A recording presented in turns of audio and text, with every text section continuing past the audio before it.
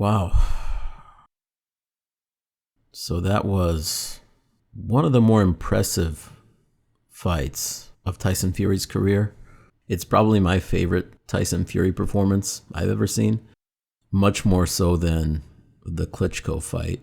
This is a different Fury than we've ever seen. And I'm surprised at what I saw tonight because there was clearly a strategic change and a difference of approach that Fury brought to this fight than in the first Wilder fight and from any previous fight of Fury's career. So first, he weighed about 20 pounds more than in the first fight, which drew a lot of criticism. In fact, it caused Teddy Atlas to pick Wilder, although he later backtracked, of course. But he was 270 some pounds, and he's going against Wilder, who was already the smaller man, and he was just letting his hands go, which is something that Fury is not known to do. He's an evasive fighter. He's got good footwork, good hand speed. He pops the jab out. He uses feints. That's his game.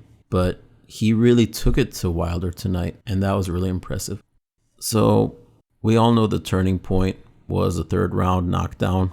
Fury hits Wilder with a right hand to the side of the head, gets him right in the ear, throws Wilder off his equilibrium, and Wilder is not the same after that. I thought Fury won the first 2 rounds. I think you could have given Wilder the second, but I gave them both to Fury. But after that third round, Wilder is different, and you don't see the same juice behind his punches. The first 2 rounds, Fury is controlling the fight, but Wilder is dangerous, and you just don't get that same sense after the third. My score was, going into the 7th round, I had it 59-52 for Fury. Of course, taking into account the 10-8 third round and the 9-8 fifth round because of the point deduction.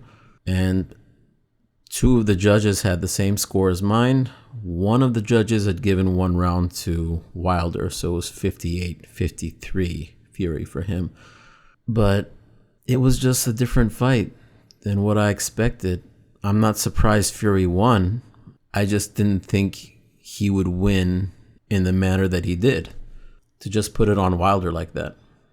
And a few things jumped out for me. One was how Fury used grappling. And I know he got a point deducted eventually, but he did a really good job of using those whizzers, those overhooks, and using that front headlock to put his weight on Wilder and really take advantage of that size difference, which usually the superior boxer is usually not the one who tries to make the fight ugly. But in this case, Fury realized that this is just another advantage that he has, is the size difference. And he also snuck in some nice body shots and even some nice uppercuts when they were in the clinch or when they were sort of hugging. That was very good on the part of Fury's camp or Fury himself, to make this sort of strategic change.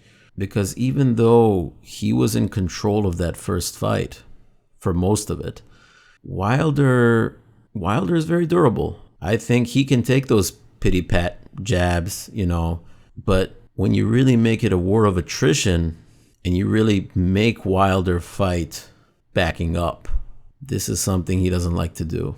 And Fury was successful in doing that. And this was just a masterclass performance by Tyson Fury.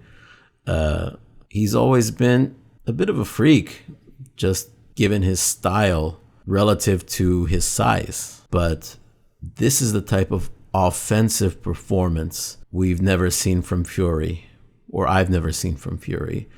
And to do it against a dangerous guy as Deontay Wilder is quite impressive.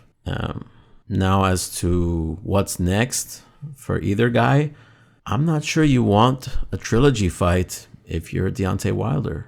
You could always say in the first fight, the ref could have stopped the fight after the 12th round knockdown because it looked bad. And you could argue in that sense that Wilder could have won that fight, even though he should have lost on the cards. After that 12th round knockdown, Fury looked done. But after this second fight, after this rematch, I don't know if you want a third fight. Because what is there to plan for? Fury neutralized Wilder completely. What is there to plan for a third fight? In any case, Wilder shouldn't be disparaged. He was fighting for a very prestigious record tonight. I understand it's a little bit diluted nowadays because of more belts, but he was going to break Muhammad Ali Clay's record for successful title defenses. And that's a big deal. Boxing is an old sport. We're talking about over 100 years of history. And Wilder was going to enter this history books. I mean, he already did by tying the record. He shouldn't be disparaged, but it's going to be hard to come back from such a devastating loss. This was such a dominant performance by Tyson Fury. As for Fury, I mean, he should be considered the greatest heavyweight in the world right now. But there is a big money and big legacy opportunity with Fury and Anthony Joshua at Wembley Stadium. And that's going to be the biggest boxing event and the biggest moneymaker as well. So we're all waiting for that, of course. But in the meantime, I would consider Fury as the number one heavyweight boxer in the world. Yeah, I mean, there's not much to say about this fight other than Fury was on a totally different level and he vindicated himself because he changed his coach after the first Wilder fight when he was winning on the cards, or he should have been winning on the cards. He was told to play it safe, to get to the end of the fight and to win on the cards, and obviously that didn't happen. He hires Sugar Hill Stewart. He has a training camp specifically to try to knock out Wilder, and he does it. And that's just impressive. That's impressive because of who Wilder is, and it's impressive because that's not the fighter we had known Fury to be. We had not known him to be capable of doing this.